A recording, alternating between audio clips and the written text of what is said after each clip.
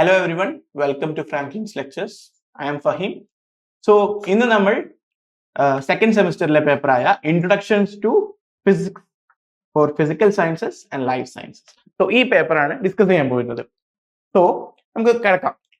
So course details വരുമ്പോൾ course code നമുക്ക് വരുന്നത് GZ PhD 121. ദെൻ സെമിസ്റ്റർ 1 നിങ്ങൾ കെമിസ്ട്രി പഠിച്ചവരാണ്, അപ്പോൾ കെമിസ്ട്രിന്റെ അതേ ബ്രേക്ക് ഡൗൺ ആയിരിക്കും ഇവിടെയും വരിക മാർക്സിന്റെ കേസിലൊക്കെ. സോ കണ്ടിന്യൂസ് ഇന്റേണൽ ഇവാലുവേഷനിൽ നിങ്ങൾക്ക് 40 മാർക്കും ആൻഡ് എൻഡ് സെമിസ്റ്റർ എക്സാമിനേഷനിൽ നിങ്ങൾക്ക് 60 മാർക്കുമാണ് വരുന്നത്. ക്രെഡിറ്റ്സ് ഓൾറെഡി 4 ആണുള്ളത് ഈ പേപ്പറിന്. Then exam hours as usual 2 hours 30 minutes ആയിരിക്കും.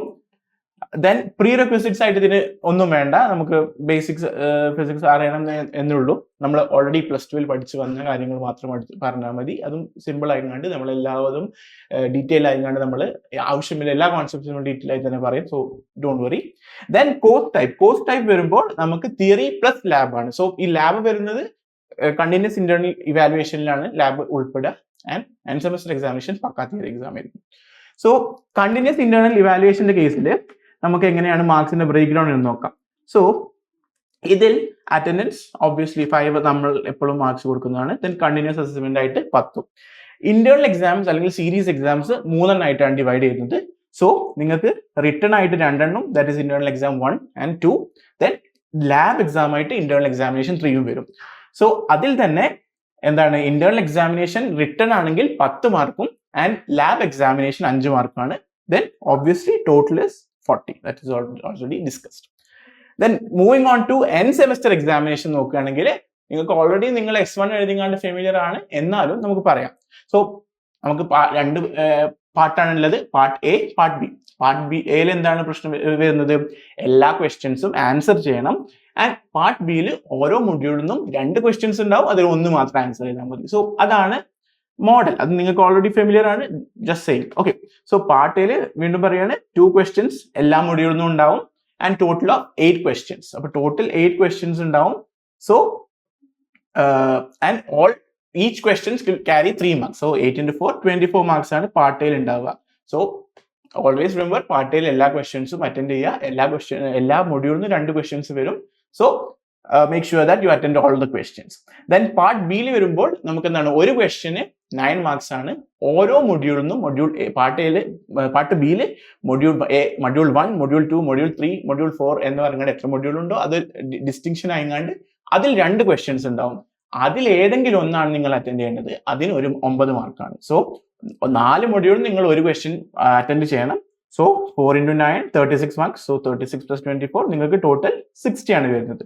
സോ എൻഡ് സെമിസ്റ്റർ എക്സാമിനേഷനിൽ അങ്ങനെയാണ് ബ്രേക്ക് ഡൗൺ വരുന്നത് മാർക്സിന്റെ. Then moving on to the syllabus, നമുക്ക് 4 മൊഡ്യൂൾ ആണുള്ളത്. സോ ഫസ്റ്റ് മൊഡ്യൂൾ നമുക്ക് വരുന്നത് laser and fibre optics. So laser and fibre optics. So obviously എന്താണ്, 2 പാർട്ടായിട്ടാണ് ഈ മൊഡ്യൂളിൽ നമുക്ക് ബ്രേക്ക് ഡൗൺ ചെയ്യാം. So laser first and fibre optics second.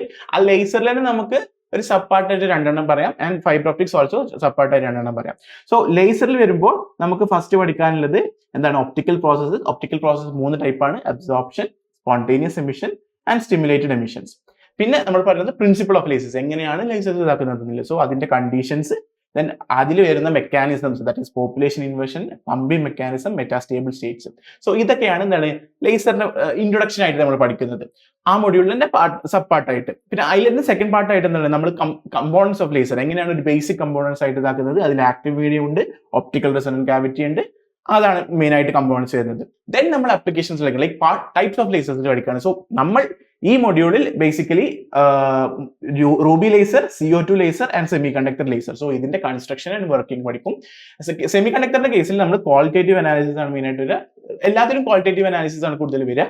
Then last നമ്മൾ ടൈപ്സ് ഓഫ് ലേസർ കൂടി പഠിച്ചാൽ എന്താണ്, ലാസ്റ്റ് പ്രോപ്പർട്ടീസ്, ലേസറിന്റെ എല്ലാ ലേസേഴ്സിന്റെയും ജനറൽ ആയി വരുന്ന പ്രോപ്പർട്ടീസ് ഉണ്ട്, അത് നമ്മൾ പഠിക്കും. Then applications of laser. So ഇതാണ് ആ മൊഡ്യൂളിൽ ലൈക്ക് ആ ഒരു പാർട്ട് ലേസർ എന്നുള്ള ഹോൾ പാർട്ടിൽ വരുന്നത്. Then moving on to optic fibre. Optic ഫൈബറിന്റെ കേസിൽ നമുക്ക് principle of propagation of light, എങ്ങനെയാണ് ഒപ്റ്റിക് ഫൈബറിൽ എങ്ങനെയാണ് ലൈറ്റ് പ്രൊപ്പഗേറ്റ് ചെയ്യുന്നത്. പിന്നെ ടൈപ്സ് ഓഫ് ഫൈബേഴ്സ് നമ്മൾ 2 ഇതായിട്ട് പഠിക്കുന്നുണ്ട്. അത് step index and grade index ഒരു ടൈപ്പും and multimode and single mode ഫൈബേഴ്സും അങ്ങനെയാണ് വരുന്നത്. ദെൻ ഒപ്റ്റിക് ഫൈബറിന്റെ നെക്സ്റ്റ് പാർട്ടായിട്ട് വരുന്നത് അതിന്റെ കുറച്ച് പാരാമീറ്റേഴ്സ് ആണ്. That is acceptance angles, numerical aperture. Numerical അപ്പറേച്ചറിന് നമുക്ക് എന്താണ് ഡെറിവേഷൻ വരുന്നുണ്ട്. ദെൻ നമ്മൾ അത് കഴിഞ്ഞിട്ട് അപ്ലിക്കേഷൻ ഓഫ് ഒപ്റ്റിക്കൽ ഫൈബേഴ്സ് വരും. അപ്ലിക്കേഷൻ ഓഫ് ഒപ്റ്റിക്കൽ ഫൈബേഴ്സിൽ മെയിൻ ആയിട്ട് വരുന്നത് ഫൈബർ ഒപ്റ്റിക് കമ്മ്യൂണിക്കേഷൻ സിസ്റ്റം, അതിന്റെ ബ്ലോക്ക് ഡയഗ്രാം പഠിക്കാനുണ്ട്. സോ ഈ ഒരു മൊഡ്യൂളിന്റെ പ്രത്യേകത പറഞ്ഞാല് ഫസ്റ്റ് പാർട്ട് ലേസർ പക്ക തിയറി പോർഷൻ ആണ്. ബട്ട് തിയറി എന്ന് പറഞ്ഞാൽ നമ്മൾ കാണാൻ പഠിക്കേണ്ട ഒരു ആവശ്യമില്ല. എല്ലാം നമുക്ക് പ്രോസസ്സ് മനസ്സിലായിക്കാണ്ട് ഡയഗ്രാംസ് എല്ലാം ഇതാക്കാൻ പറ്റും. നമ്മൾ ഒപ്റ്റിക്സിന്റെ ഇപ്പം നമ്മൾ പ്ലസ് ടു പഠിച്ച ഒപ്റ്റിക്സിന്റെ പോലെ ഡയഗ്രാംസ് ഉണ്ടെങ്കിൽ എല്ലാം മനസ്സിലാവും. സോ ഡയഗ്രാംസ് വെച്ചും കണ്ട് പഠിക്കുക, പ്രോപ്പറായിട്ട് പോയിന്റ്സ് വെച്ച് പഠിക്കുക, കാണാൻ പഠിക്കേണ്ട ഒരു ആവശ്യമില്ല. പിന്നെ ഒപ്റ്റിക്കൽ ഫൈബറിന്റെ കേസിൽ വരികയാണെങ്കിലും സിമിലർ ആണ്. ഡയഗ്രാംസ് വെച്ച് കാണാൻ പഠിക്കുന്നത്. പക്ഷെ ഒപ്റ്റിക്കൽ ഫൈബറിൽ നമുക്ക് ന്യൂമറിക്കൽ ക്വസ്റ്റ്യൻസ് വരാം, ചാൻസ് ഉണ്ട്. ന്യൂമറിക്കൽ ക്വസ്റ്റ്യൻസ് ചാൻസ് ഉണ്ട്. സോ അത് മിക്കതും വരാന്ന് പറഞ്ഞാൽ ഈ ന്യൂമറിക്കൽ അപ്രീസിയർ കാണാൻ, അക്സെപ്റ്റൻസ് ആംഗിൾ കാണാൻ. സോ ഈ അക്സെപ്റ്റൻസ് ആംഗിളും ന്യൂമറിക്കൽ അപ്രീസിയറിന്റെ ഒക്കെ ന്യൂമറിക്കൽസ് വരാം. സോ ന്യൂമറിക്കൽസ് വരാം. പക്ഷെ ലേസറിൽ നമുക്ക് ന്യൂമറിക്കൽസ് ഇല്ല, പക്ക തിയറി പോർഷൻ ആണ്. സോ ഇതാണ് first module.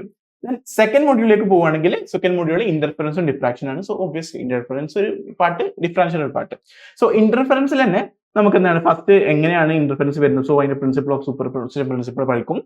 Then types of interference, that കൺസ്ട്രക്റ്റീവും ഡിസ്ട്രക്റ്റീവും. So constructive and destructive interference. Then ഇന്റർഫറൻസിന്റെ കുറച്ച് parameters, that is optical path, അതിൽ തന്നെ ഫേസ് ഡിഫറൻസ് എന്താണ്, പാത്ത് ഡിഫറൻസ് എന്താണ്. ദെൻ നമ്മൾ ഇന്റർഫറൻസിന്റെ ഒരു ലോ പഠിക്കും, ദാറ്റ് ഈസ് കൊസൈൻ ലോ. അതിൽ തന്നെ റിഫ്ലക്റ്റഡ് സിസ്റ്റം ആൻഡ് കൊസൈൻ ലോന്റെ എങ്ങനെയാണ് കണ്ടീഷൻ കൺസ്ട്രക്റ്റീവ് ഇന്റർഫറൻസിനും ഡിസ്ട്രക്റ്റീവ് ഇന്റർഫറൻസിനും വരുന്നതെന്ന് പഠിക്കും. ദെൻ ഇൻട്രൊഡക്ഷൻ, ലൈക്ക് ഇന്റർഫറൻസിന്റെ ബാക്കിയായിട്ട് തന്നെ എന്താണ് applications basically. So colour in thin films ഇന്റർഫറൻസിന്റെ അപ്പിയറൻസ് ആപ്ലിക്കേഷൻ ആണ്. ദെൻ ന്യൂട്ടൺസ് റിംഗ് നിങ്ങൾ ലാബും ചെയ്യുന്ന ഒരു എക്സ്പെരിമെന്റ് ആണ്. സോ ന്യൂട്ടൺസ് റിംഗിൽ അതിലെങ്ങനെയാണ് റിഫ്രാക്റ്റീവ് ഇൻഡെക്സ് ഓഫ് ട്രാൻസ്പാരന്റ് ലിക്വിഡും അതിന്റെ വേവ് ലെങ്ത് നമ്മൾ ഇതാക്കുന്നുണ്ട്. ആൻഡ് അഗെയിൻ നെക്സ്റ്റ് ഇത് പറഞ്ഞാൽ എയർബെഡ്ജും നിങ്ങൾ ലാബിൽ ചെയ്യുന്നതായിരിക്കും. അതിലും എന്താണ് നമ്മൾ തിൻ ഷീറ്റ്സിന്റെ measurement using the principle of interference ആണ് ചെയ്യുന്നത്. Then moving on to the second part of the module 2, that is diffraction. To ഡിഫ്രാക്ഷനിൽ നമുക്ക് ടൈപ്സ് ഓഫ് ഡിഫ്രാക്ഷൻ, പിന്നെ സിംഗിൾ സ്ലിറ്റും അതേപോലെ ഡിഫ്രാക്ഷൻ റേറ്റിംഗും. സോ സിംഗിൾ സ്ലിറ്റിന്റെ ഡെറിവേഷൻ പഠിക്കാനുണ്ടാവും. ദെൻ ഡിഫ്രാക്ഷൻ റേറ്റിംഗിൽ അതെങ്ങനെ കൺസ്ട്രക്ഷൻ, അതിന്റെ ഇക്വേഷൻ, ദെൻ ഡിസ്പെർസീവ് പവറും റിസോൾവിംഗ് പവറും. അപ്പൊ ഇതാണ് നമുക്ക് പഠിക്കാനുള്ളത്. അതിന് നമുക്ക് ഡെറിവേഷൻ വേണ്ട. സോ ഡിസ്പെർസീവ് ആൻഡ് റിസോൾവിംഗ് പവറിൽ നമുക്ക് ഡെറിവേഷൻ ഇല്ല, പക്ഷെ ഇക്വേഷൻസ് പഠിക്കണം. ഇക്വേഷൻസ് ക്വാളിറ്റേറ്റീവ് വരുമ്പോൾ നമ്മൾ ഇക്വേഷൻസ് പഠിക്കുന്നുണ്ട്, ബട്ട് അത് ഡെറൈവ് ചെയ്യാൻ വരില്ല. ഇതിന്റെ കേസിൽ വരുമ്പോൾ നമുക്ക് എന്താണ് ന്യൂമറിക്കൽസ് വരുന്ന പാർട്ട് തന്നെയാണ്. ഇതിൽ ന്യൂമറിക്കൽസ് വരാറുണ്ട്. ബട്ട് ന്യൂമറിക്കൽസ് ഒക്കെ എന്ന് പറഞ്ഞാൽ ഒരു ടൈപ്പ് ഓഫ് ക്വസ്റ്റ്യൻസ് ആണ്. അതിന്റെ ഒരു basic equations and type of normality questions നമ്മൾ പഠിച്ചാൽ നമുക്ക് പെട്ടെന്ന് സിമ്പിൾ ആയി സോൾവ് ചെയ്യാൻ പറ്റുന്നേ ഉള്ളൂ. സോ അങ്ങനെയാണ് ഈ മൊഡ്യൂളിൽ. തേർഡ് മൊഡ്യൂൾ പറഞ്ഞാൽ quantum mechanics. One of the most interesting things in the world, but it's complex എന്ന് പറയാനില്ല. ഈ എന്താ പറയുക, മനസ്സിലാവാൻ ഈസിയാണ്, പക്ഷെ അത് വലിയൊരു സംഭവമാക്കാൻ ഒരു കാര്യമില്ല. സോ ക്വാണ്ടം മെക്കാനിക്സിൽ നമുക്ക് എന്തൊക്കെയാണുള്ളത് മനസ്സിലാക്കാം. സോ ക്വാണ്ടം മെക്കാനിക്സിൽ നമ്മൾ പറയും എന്താണ് ക്വാണ്ടം മെക്കാനിക്സിന്റെ ഒരു ഇൻട്രൊഡക്ഷൻ, എങ്ങനെയാണ് അതിന്റെ ഒരു ഹിസ്റ്ററി വരുന്നത് എന്നൊക്കെ പറയും. Then concept of uncertainty and conjugate observables, അതിന്റെ ഒരു ക്വാളിറ്റേറ്റീവ് അനാലിസിസ് മാത്രമേ നമ്മൾ പറയുള്ളൂ. പിന്നെ അൺസർട്ടനിറ്റി പ്രിൻസിപ്പിൾ നമ്മൾ ഓൾറെഡി പഠിച്ചതാണ്, അതിന്റെ സ്റ്റേറ്റ്മെന്റും അതേപോലെ അതിന്റെ ഇക്വേഷനും, അത് മാത്രമേ നമുക്ക് ആവശ്യമുള്ളൂ. ദെൻ അതിന്റെ application of uncertainty principle, that is absence of electron inside the ന്യൂക്ലിയസും പിന്നെ നാച്ചുറൽ ലൈൻ മോഡലിംഗ്, ഈ രണ്ട് ആപ്ലിക്കേഷൻസ് നമ്മൾ പഠിക്കും. ദെൻ വേവ് ഫംഗ്ഷനിൽ നമ്മൾ ക്വാണ്ടം മെക്കാനിക്സിൽ നമ്മൾ മെയിൻ പാരാമീറ്റർ ആയ വേവ് ഫംഗ്ഷൻ എന്ന് പറ്റി പറയുന്നത്. വേവ് ഫംഗ്ഷൻ എന്താണ്, നമുക്ക് പ്രോപ്പർട്ടീസ് വരുന്നുണ്ട്. വേവ് ഫംഗ്ഷൻ എന്ന് പറഞ്ഞാൽ ക്വാണ്ടം മെക്കാനിക്സിൽ ഒരു മെയിൻ പാരാമീറ്റർ ആണ്, നമ്മൾ ഇൻട്രൊഡക്ഷൻ പാരാമീറ്റർ ആണ്. വേവ് ഫംഗ്ഷൻ ഉണ്ടെങ്കിൽ നമുക്ക് ഒരു ക്വാണ്ടം മെക്കാനിക്കൽ സിസ്റ്റം ഡിഫൈൻ ചെയ്യാൻ പറ്റുള്ളൂ എന്നാണ് നമ്മൾ പറയാറ്. സോ വേവ് ഫംഗ്ഷൻ ആണ് അതിന്റെ ഇൻട്രൊഡക്ഷൻ. സോ വേവ് ഫംഗ്ഷനിൽ പ്രോപ്പർട്ടീസ് ഉണ്ട്, physical interpretation, formulation of time dependent and time independent Schrödinger equation. Schrödinger equation എന്ന് പറഞ്ഞാൽ ക്വാണ്ടം മെക്കാനിക്സിന്റെ ബേസിക് ഫണ്ടമെന്റൽ ഇമ്പോർട്ടന്റ് ഇക്വേഷൻ ആണ്. അതിന്റെ ഡെറിവേഷൻ നമ്മൾ പഠിക്കുന്നുണ്ട്, ഫോർമുലേഷൻ എങ്ങനെയാണ് പഠിക്കുന്നുണ്ട്. വളരെ ഇൻട്രസ്റ്റിംഗ് ആയിട്ടുള്ള ടോപ്പിക് ആണ്, പഠിക്കാൻ നല്ല രസമായിരിക്കും. ദെൻ ഇതിന്റെ തന്നെ ഒരു ആപ്ലിക്കേഷൻ പോലെ നമുക്ക് particle in A one dimensional box പറയും. ആൻഡ് ഡെറിവേഷൻ ഓഫ് അതിൽ തന്നെ derivation of energy eigen values and normalise wave function. And last ആയിട്ട് നമ്മൾ ക്വാണ്ടം മെക്കാനിക്കൽ ടണലിംഗ് എന്ന് പറയും. സോ പഠിക്കും. സോ ഇതാണ് இந்த ക്വാണ്ടം മെക്കാനിക്സ് വരുന്നത്. ക്വാണ്ടം മെക്കാനിക്സിലും ബേസിക് ന്യൂമറിക്കൽസ് വരാം. നമ്മളെ എന്താണ് ഷ്രോഡിംഗർ ഇക്വേഷൻ അല്ലെങ്കിൽ പാർട്ടിക്കിൾ ഇൻ വൺ ബോക്സ് ആ സ്ഥലത്ത് നിന്ന് നമുക്ക് പക്ക ഡെറിവേഷൻ പോലത്തെ അല്ലെങ്കിൽ തിയറി പോർഷൻസ് ആണ് ലൈക്ക് എക്സ്പെക്ട് ചെയ്യേണ്ടത്. ബട്ട് നമുക്ക് സിമ്പിൾ ന്യൂമറിക്കൽ പ്രോബ്ലംസ് വരാം. So expect that, but still it's A very new thing to you, but it's a very interesting thing. So I hope everyone like നമുക്ക് എല്ലാവർക്കും ഇത് enjoy ചെയ്ത് കണ്ടിട്ട് പഠിക്കാൻ പറ്റുന്ന ഒരു ടോപ്പിക്കാണ്. ദെൻ ലാസ്റ്റ് നമ്മുടെ മൊഡ്യൂൾ 4 ആയി വരുന്നത് വേവ്സ് ആൻഡ് അക്കൂസ്റ്റിക്സ് ആണ്. സോ വേവ്സ് ആൻഡ് അക്കൂസ്റ്റിക്സ് നമുക്ക് 3 ഭാഗമായിട്ട് ഡിവൈഡ് ചെയ്യാം. സോ വേവ്സ് ഉണ്ട്, അക്കൂസ്റ്റിക്സ് ഉണ്ട്, പിന്നെ അൾട്രാസോണിക്സ് ഉണ്ട്. സോ വേവ്സിൽ നമുക്ക് എന്താണ് different types of waves, that is transverse and longitudinal waves, പിന്നെ frequency, wavelength, time period, ഇതിന്റെയൊക്കെ കോൺസെപ്റ്റ് പഠിക്കാനുണ്ട്. ജസ്റ്റ് ഇക്വേഷൻസ് ആവശ്യമുണ്ട്, പക്ഷെ ഡെറിവേഷന്റെ അങ്ങനത്തെ ഒന്നും ആവശ്യമില്ല. അത് എങ്ങനെയാണ് വരുന്നത് അത് ആവശ്യമില്ല. ജസ്റ്റ് ക്വാളിറ്റേറ്റീവ് അനാലിസിസ് ആണ് നമ്മൾ പറയുന്നത്. പിന്നെ എന്താണ് വേവ്സിന്റെ തന്നെ like different types of waves എങ്ങനെയാണ് ഇതാക്കുന്നത്. അപ്പൊ അതിലൊരു ലൈക്ക് അപ്ലിക്കേഷനുകളിലാണ് നമ്മൾ പറയുന്നത്. That is transverse vibration in stretched string. Stretched സ്ട്രിംഗിൽ എങ്ങനെയാണ് ട്രാൻസ്വേഴ്സ് വൈബ്രേഷൻ. സോ ആ ട്രാൻസ്വേഴ്സ് വൈബ്രേഷന്റെ വെലോസിറ്റി എന്തായിരിക്കും, ഫ്രീക്വൻസി എന്തായിരിക്കും നമ്മൾ പഠിക്കും. ആൻഡ് അതിലുണ്ടാവുന്ന എന്തൊക്കെയാണ് ലോസ്, ബേസിക് 3 ലോസ് ഉണ്ട്, അതിനെപ്പറ്റി നമ്മൾ ലോസ് ഓഫ് ട്രാൻസ്വേഴ്സ് വൈബ്രേഷൻ പഠിക്കും. സോ ഈ ഒരു മൊത്തം മൊഡ്യൂൾ എന്ന് പറഞ്ഞാൽ ഒരു മേജർ ടോപ്പിക് ആയിട്ടാണ് നമ്മൾ പഠിക്കുന്നത്. ദെൻ കമ്മിങ് ടു അക്കൂസ്റ്റിക്സ് നമുക്ക് എന്താണ് റിവർബറേഷൻ, എന്താണ് എക്കോ, അത് നമ്മൾ പഠിക്കും. റിവർബറേഷൻ എന്താണ്, എക്കോ എന്താണ് പഠിക്കും, അതിന്റെ കമ്പാരിസൺ നമ്മൾ പഠിക്കും. ദെൻ റിവർബറേഷൻ ടൈം എന്ന് പറയുന്നത് റിവർബറേഷന്റെ ഒരു ഫാക്ടർ ആണ്. സോ അതിന്റെ സിഗ്നിഫിക്കൻസ് എന്താണ്, ഫാക്ടേഴ്സ് എന്താണ്, അതൊക്കെ നമ്മൾ പഠിക്കും. ദെൻ അതിനെ ബേസ് ചെയ്ത് കാണാൻ സെബീൻസ് ഫോർമുല അത് കണ്ടിട്ട് നമ്മൾ പഠിക്കും. അതിന്റെ ഇക്വേഷൻ മാത്രമേ പഠിക്കുള്ളൂ, അതിന്റെ ഡെറിവേഷൻ അതൊന്നും ആവശ്യമില്ല. ദെൻ ലാസ്റ്റ് എങ്ങനെയാണ് ഒരു ബിൽഡിങ്ങിനെ അക്കൂസ്റ്റിക്സ് എഫക്ട് ചെയ്യാന്നില്ല, അതിന്റെ ഫാക്ടേഴ്സ് നമ്മൾ പഠിക്കും. ഓക്കെ, അതാണ് ഇത്. Moving on to ultrasonics. നമ്മൾ ലാസ്റ്റ് നമ്മൾ 3 പോർഷൻ ആയിട്ടാണ്, വേവ്സ്, അക്കൂസ്റ്റിക്സ്, അൾട്രാസോണിക്സ്. സോ അൾട്രാസോണിക്സിൽ നമുക്ക് എന്താണ് ഫസ്റ്റ് അൾട്രാസോണിക്സ് എന്താണെന്നൊക്കെ നമ്മൾ ഇതാക്കും. ജസ്റ്റ് എന്നിട്ട് പ്രൊഡക്ഷനെ പറ്റിയാണ്. പ്രൊഡക്ഷനെ പറ്റി പറയുമ്പോൾ നമ്മൾ പീസോ ഇലക്ട്രിക് ഓസിലേറ്ററിനെ പറ്റി പറയും. എന്നിട്ട് അൾട്രാസോണിക് റിഫ്ലാക്ടോമീറ്റർ, ദെൻ അതിന്റെ അപ്ലിക്കേഷൻസ് ആയിട്ടാണ് sonar, NDT means non destructive testing. So non destructive testing അതിൽ നമ്മൾ മെയിൻ ആയിട്ട് പഠിക്കുന്നത് പൾസ് എക്കോ മെത്തേഡ് പറഞ്ഞൊരു നോൺ ഡിസ്ട്രക്റ്റീവ് ടെസ്റ്റിംഗ് ആണ്. ഇതൊക്കെ ഒരു അപ്ലിക്കേഷൻ ആണ്.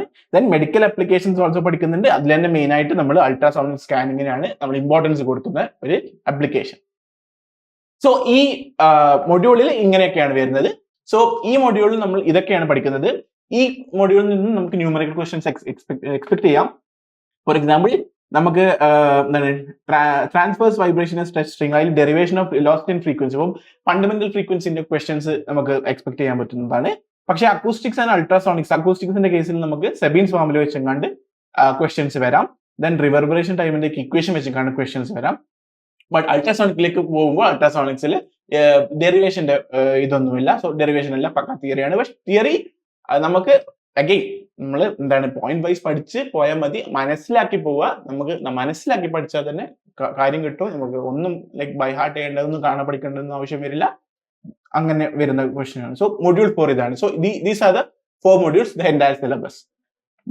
Then നമ്മൾ കമ്മിങ് ടു എന്തിനാണ് നമ്മൾ ഇത് പഠിക്കുന്നത്, അത് നമ്മൾ അറിയേണ്ട ഒരു കാര്യമാണ്. എന്തിനാണ് നമ്മൾ ഇത് പഠിക്കുന്നത്? സോ ഇൻഡസ്ട്രിയൽ അപ്ലിക്കേഷൻസ് ഓരോന്നും നമുക്ക് നോക്കാം. സോ ഫസ്റ്റ് മൊഡ്യൂളിലെ കേസിൽ ലേസർ ആൻഡ് ഫൈബർ ഒപ്റ്റിക്സിന്റെ കേസിൽ എന്താണ് ഫൈബർ ഒപ്റ്റിക്കൽ കമ്മ്യൂണിക്കേഷൻ. നമുക്കറിയാം ഫൈബർ ഒപ്റ്റിക് കമ്മ്യൂണിക്കേഷൻ ആണ് നമ്മളിപ്പോൾ എന്താണ് നമ്മുടെ even internet like land connection wifi connection ഒക്കെ ഇപ്പോൾ ഫൈബർ ഒപ്റ്റിക് കേബിൾ വെച്ചുകൊണ്ടാണ് ഇതാക്കുന്നത്. It is highly like efficient and speed ഒക്കെ വളരെ കൂടുതലാണ് നോർമൽ മെത്തേഡ്സ്, കൺവെൻഷണൽ മെത്തേഡ്സിന് കണക്ക് കൂട്ടുമ്പോൾ. ദെൻ ലേസർ മാനുഫാക്ചറിങ്, അത് നമുക്കൊരു ഇതാണ്. ലേസർ മാനുഫാക്ചറിങ് നമുക്ക് കുറെ ആവശ്യങ്ങളില്ല, കുറെ ഫീൽഡിൽ ആവശ്യമുള്ളതാണ്. ദെൻ മെഡിക്കൽ ലേസേഴ്സ് നമുക്കറിയാം നമ്മുടെ എന്താണ് ophthalmology, for example LASIK surgery ഒക്കെ എന്താണ് അതിന്റെ ഒരു എക്സാമ്പിൾ ആയിട്ട് പറയാൻ പറ്റും. Then sensing and defence system എന്ന് പറഞ്ഞാൽ നമുക്ക് ഫോർ എക്സാമ്പിൾ നമുക്ക് പറയാൻ പറ്റുന്നത് പറഞ്ഞാൽ ഈ ബ്രിഡ്ജിന്റെ സ്ട്രക്ചർ ഒക്കെ നമുക്ക് പ്രോപ്പർ ആണോ എന്ന് മെയിൻറ്റെയിൻ ചെയ്യാനൊക്കെ അതിനൊക്കെ കറക്റ്റ് സെൻസേഴ്സ് വെക്കും. പിന്നെ നമ്മൾ എന്താണ് സെക്യൂരിറ്റി സെൻസേഴ്സ് വെക്കുന്നതാണ്. സോ അതൊക്കെ ലേസറാണ് ഇപ്പോൾ ഇതാക്കുന്നത്. അതിൽ ഫൈബർ ഒപ്റ്റിക്സും വരുന്നുണ്ട്. ദെൻ മൊഡ്യൂൾ 2 നമുക്ക് പറയാനുള്ളത് പറഞ്ഞാല് ഇന്റർഫറൻസ് ആൻഡ് ഡിഫ്രാക്ഷൻ. അതിൽ എന്താണ് ഫസ്റ്റ് പറഞ്ഞാൽ ഫോട്ടോലിത്തോഗ്രാഫി പറഞ്ഞാൽ ഇന്റഗ്രേറ്റഡ് സർക്യൂട്ട്സ്. നിങ്ങൾ പഠിക്കുന്ന ഐസി ഉണ്ടാക്കുന്ന ഒരു മെത്തേഡാണ് semiconductor photolithography. Then optical കോർട്ടിക്സ് ആയിട്ട് അതിൽ ഉണ്ടാവും. പിന്നെ മെട്രോളജിയിൽ പ്രിസിഷൻ മെട്രോളജി ആയിട്ട് നമ്മൾ പ്രിസിഷൻ കണ്ടുപിടിക്കാനൊക്കെ യൂസ് ചെയ്യുന്നതാണ്. ദെൻ ആസ്ട്രോണമിക്കൽ